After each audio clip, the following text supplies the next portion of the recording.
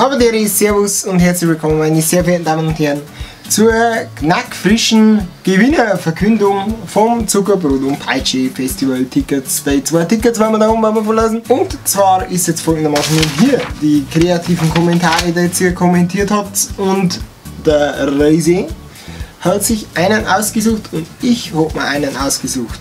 Der von dir war... Wo war der jetzt wieder? Genau. In der Not frisst der Bauer auch Wurst ohne Brot. In der Not frisst der Bauer Wurst auch ohne Brot und meiner war, ich darf auf dem Festival erst einmal einen Kanister Gasmaß mischen und dann saugut abfeiern. War halt mega grübig, wenn ich die Tickets gekriegt habe. Liebe Grüße aus Erding. Ja, und jetzt entscheiden wir uns jetzt zwischen den zwei. Wir machen das wie richtige Männer, wo? Gemassig, gell? Okay, Auf! Also noch. Hast du das? Auf! Schnick, schnack, schnuck! Ha! 1-0. Und Schnick, schnack, schnuck! also der Reisi hat gewonnen, somit der Kommentar: in der Not frisst der Bauer Wurst auch ohne Brot.